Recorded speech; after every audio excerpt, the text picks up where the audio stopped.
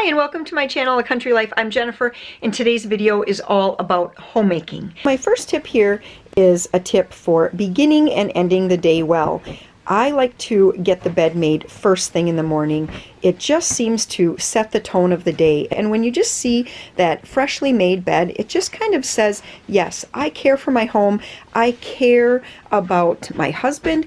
I care about what it's going to be like when I get into bed at the end of the day. And more specifically, homemaking from a Catholic perspective. So this is a collaboration with Laura from What Laura Likes. She is a Catholic wife and mother who has a channel dedicated to all things Catholic, and she has videos on her channel, things like, I'm just going to read you a few of her most recent video uploads. So she has one, My Favorite Prayer Book. She has one about Catholic women. We are called to be good homemakers. She has one up here about getting ready for St. Patrick's Day. She has another one on her favorite keto shake. She has one about Catholic homeschooling and how that works as unschoolers. So I just think that she has a great channel. She has lots of great information on there, and she just has a nice way about her. Again, and I have to say, if you do go and check out her channel, definitely check out the video where her and her husband are together. They do kind of like a sort of like the Newlywed Game or something, Q&A. It's actually really funny. I really got a kick out of that one.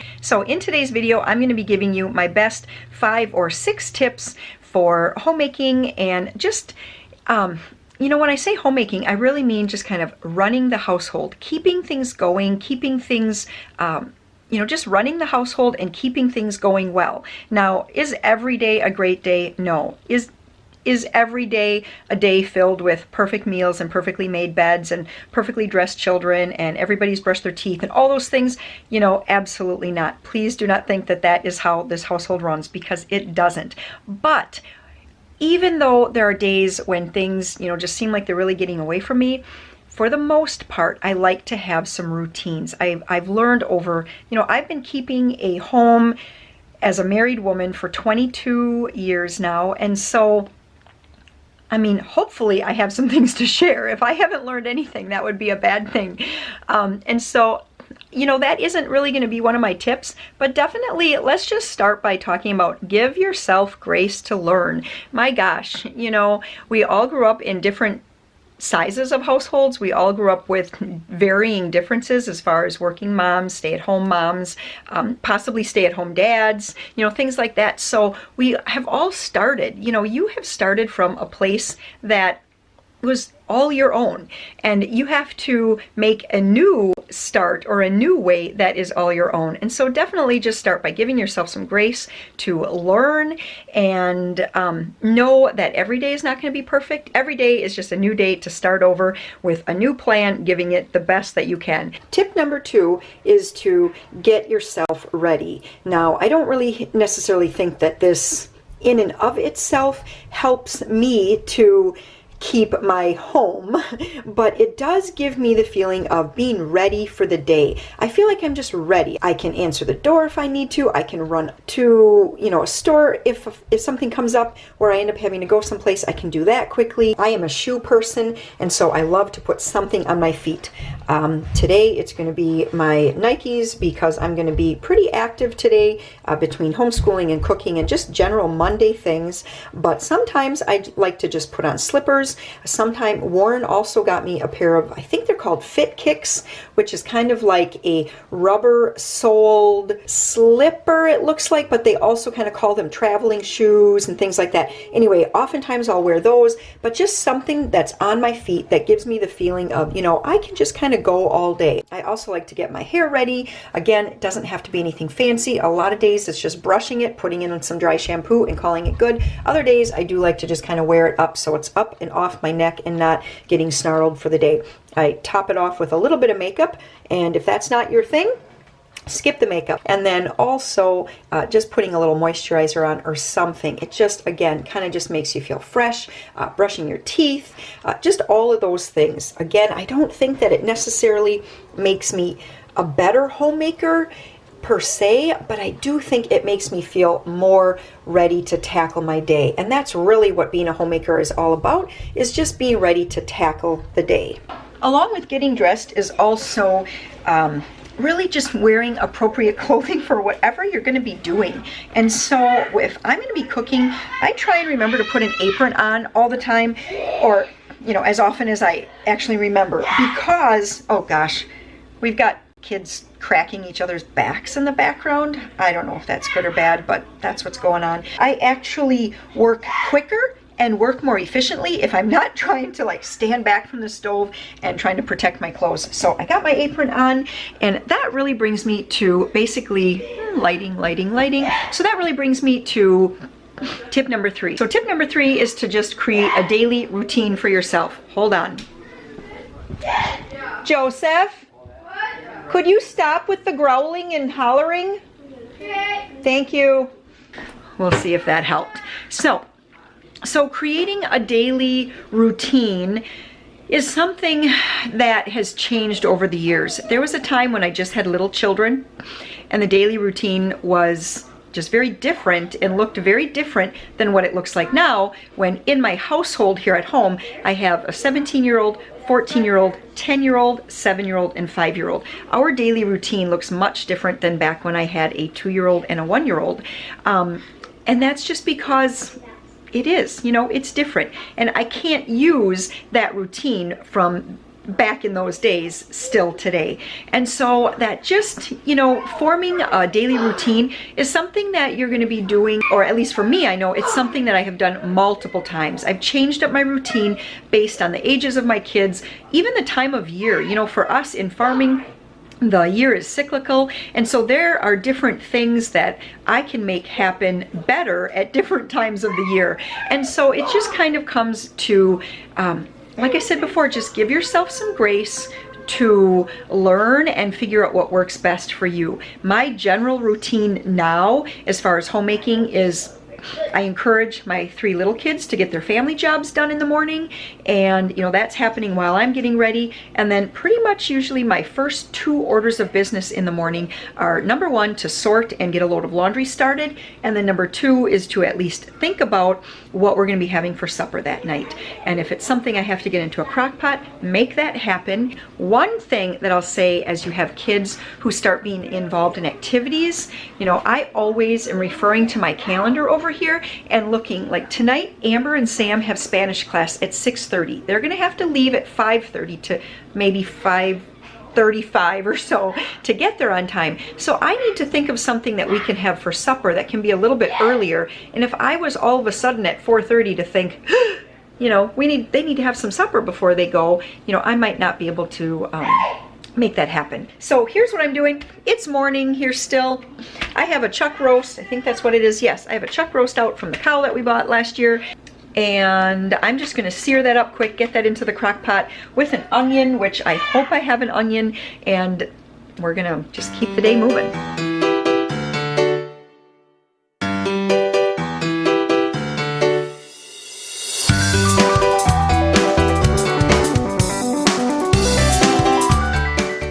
So I have the roast here in, and I have that browning. That's going to probably be in there for about 6 or 7 minutes. So I'm going to use this time now to go and sort my laundry. Yes, Peter. I made the little octagon. You know what? Let's count the sides. I don't think it's an octagon. 1, 2, 3, 4, 5, 6. 6. Do you know what it's called when it's a 6-sided polygon? Pentagon. What is it called? Pentagon. That's 5. It's called a hexagon. Oh. Isn't that a neat word? Hexagon. Yeah. You look really thrilled. Yeah. All right, so I've got the roast going, and I also have the laundry going, and I thought this would be a great time to just kind of talk a little bit more about this tip number 3, which is to just kind of have a routine for your day. There's really, I guess, probably in my opinion, to homemaking, there's probably 3 main things that need to be kind of thought of. Boy, there's a lot, but I'm just going to focus on 3. So one of them is food. A second one is general household cleaning. And the third one is kind of part of that, but it's laundry. So let's just take, for example, laundry. If that's kind of like your, would it be kryptonite? Would that be kind of like the right word? If that is what just like totally wrecks your whole homemaking experience, then let's just take that for example. My suggestion to you would be to track when you're actually doing your laundry. And if that is not working, then you need to find a different time to do that. So for example, if you find that you're not starting laundry until, let's say, the evening, like after supper, and then you forget to transfer the wash to the dryer, and then the next morning it's kind of stinky and musty smelling, then that would be where I would start. I would start by saying, okay, what can I do to find a better time in my day? And so maybe flip-flop. Maybe there's something that you're doing in the morning that you could flip-flop to the evening hours. Maybe there's some time that is spent on social media or doing, other things like that. Maybe some entertainment time could be swapped out for doing the laundry at the right time. So when I do try to switch things up, it takes a while. I really have to work at it because I get into such a routine, even if it's not working.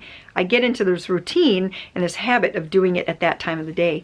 And so just, really giving yourself plenty of time to make the new habit or the new routine stick is definitely important. So when things are in question, or especially when I'm questioning, what is it that I'm supposed to be doing?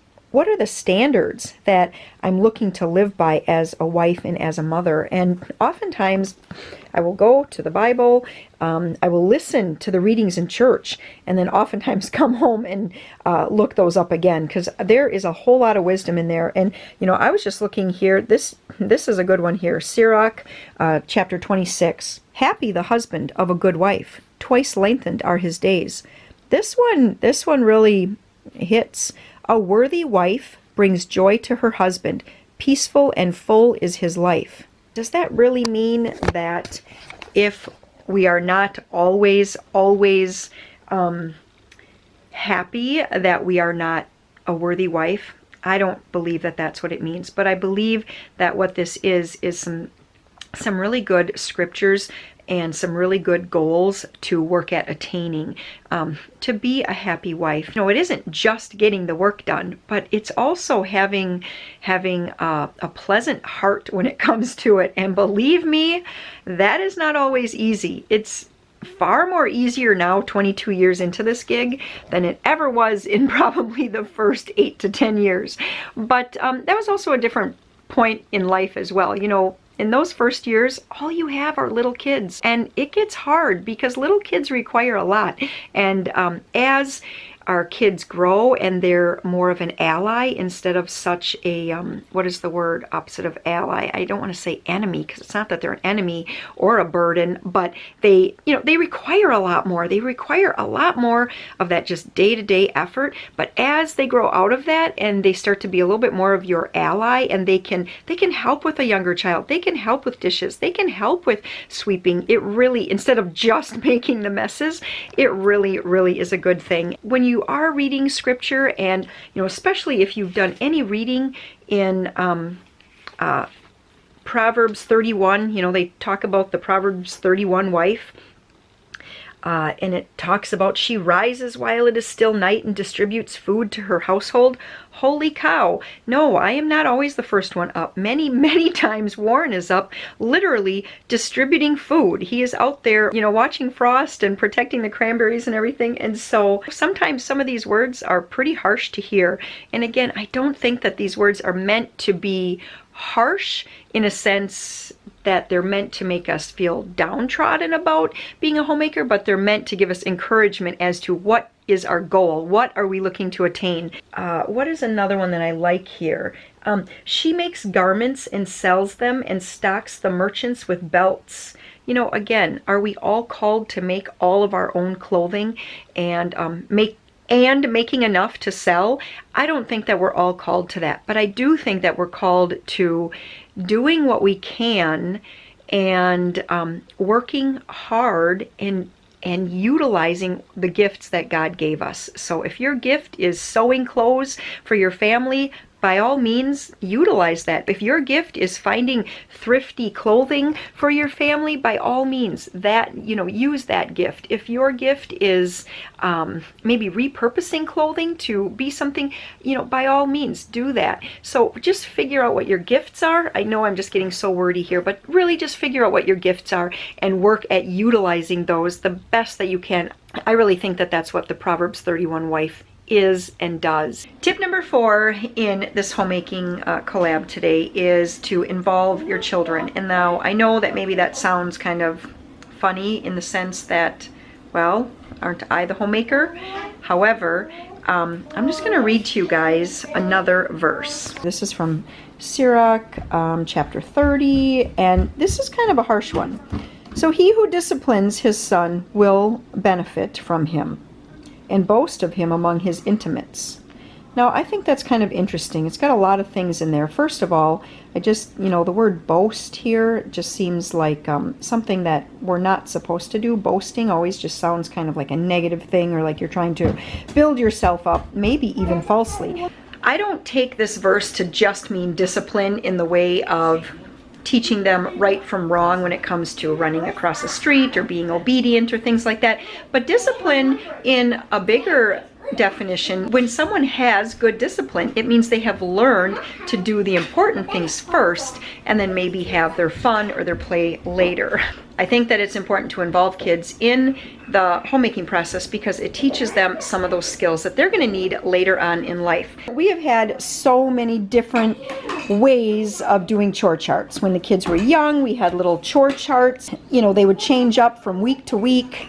We have this little morning routine chore chart for Joseph, Peter, and Maria, and they actually just yesterday switched up their jobs. Joe collects laundry every morning, and then Maria had been doing unload the low dishes in the dishwasher and Peter the socks, but they've been doing it for months and months. And yesterday they came to me and said, can we switch? And I said, sure, that's fine. So there are so many different ways to do chore charts. And really it just comes down to finding something that works for you, works for your kids, works for your family. So now that I have only 2 older kids at home, having like a rotating chore chart like we used to have just doesn't really work. And besides, Amber works away from the house, and so we just don't, her schedule varies each week. So now what I've been doing, and I've been doing this for quite a while, I guess, is I just have a little notepad here. I keep it on the counter, and when I think of things that need to be done during the day, I just kind of write them down on the list, and then I say, hey, there's 6 things, 7 things.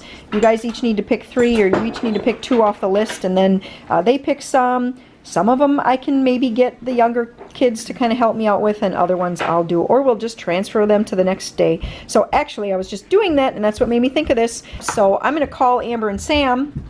Do you guys hear me? Amber and Sam. Sam came I will first. do that. Right, so I'll do these 2. Put your name by it. Oh boy. Okay. All right, so Sam's deciding to do dishes and cutting the grease rags. And maybe one other thing would be patio good. door, kitchen window, vacuum. He's picking first. So he gets the good job. There we go. So what are you going to pick, Amber? That doesn't mean you can make it a mess, okay? Because I gotta clean that. All right, she's going to vacuum the hallway. How did you pick? 3? Amber and Sam picked their jobs, which left me with cleaning the bathroom. Let me tell you, it really, really needs to be done. And one thing I found with homemaking, and especially when it comes to cleaning, is that you really just have to just do it. So there really is no great time to get it done, but if there's something that needs to be done, it's just so much better to just do it and get it over with rather than try to put it off and put it off, waiting for the perfect time or having the perfect supplies with the perfect scent. Sometimes just a hand towel with water and a little bit of soap, or my goodness, even just a baby wipe will go a long way to getting a bathroom clean, wiping things down, wiping the sink down, the toilet, and on the floor behind the toilet. There really isn't any magic trick. I know that one Pinterest search will bring up all kinds of bathroom cleaning hacks and house cleaning hacks, but when it really comes down to it, all those hacks are really, really great at maybe preventing some of the messes from starting in the first place. But when the bathroom is dirty, it's just dirty. It needs to be cleaned. And I've just found that over the years that if I can just give it a good 10 minutes, it's amazing what I can get done in the bathroom. I think just jumping in and getting it done is really the best course of action. At least that's what I found for myself. It's afternoon time, and it was time to just make some kind of treat or something. We're pretty low. So I am whipping up some ginger bars. So far I have just talked about all practical things, and I had a different tip number 5, but as the day has been going on, hi, there's Joe, say hi to everybody. Hello. Scooby-Doo. You are watching Scooby-Doo, aren't you? Giant bear. There is a big bear in Scooby-Doo, you're right. Oh, we'll iron that back. Yikes. Don't worry, we'll iron it back. Okay, I'm back. So you're gonna hear some Scooby-Doo in the background. My very last tip that I wanna share with you guys is to just do things with love. And that really, I think, is a huge part of homemaking, you know, because there's all the practical things, and that's all the things that I was thinking about at first was, you know, managing the household, managing laundry, managing cleaning, managing kids, discipline, you know, all those different things. But one of the things, I've got weird lighting here going on, but also I think is just remembering to do things with love. And that is something I'd like to say in the beginning that it just came naturally and easily to me to just do things in love and to serve my family, but it didn't. It was a, you know, it's a struggle. It's something you have to, it's something at least I know I had to learn to find contentment in that and find contentment in caring for others. And it actually is, it's been a good thing. I mean, I've developed, and now when I fold their laundry, oftentimes I will say a prayer for my kids as I fold their laundry, as I fold Warren's laundry or I'm putting his laundry away, I'll pray for him. As I'm making bars like I'm doing right now, you know, I always, like, one of the things I'll say to my little kids when they're helping me cook is be sure to stir in some love, because, you know, food served, just slapped on the table, is just that, food. But food that's been prepared with some love, there she is. Making cookie dough. But food that's been prepared out of love just seems to taste better. Wouldn't you say, Amber? Yeah. Yeah, it always does. So that would be my 5th homemaking tip of the day, is to just do things out of love. Serve your family out of love. Teach your children to serve one another out of love. That's much easier said than done, but you know, with time it does happen. I'm shaking my camera, so sorry, as I'm nodding my head. I have adult kids, and I see them care for one another, and it's a beautiful thing. This video here is a collaboration, so all of the links will be in the description box below, but before you check those out, if you are new here, it would be great if you would subscribe. This is a fantastic community. The comment section is always full of super smart ideas. I always appreciate that about my viewers. I've learned a lot from, so definitely subscribe, and then go check out Laura's channel and all the other channels sharing homemaking tips. And so until next time, you guys have a great afternoon. Bye.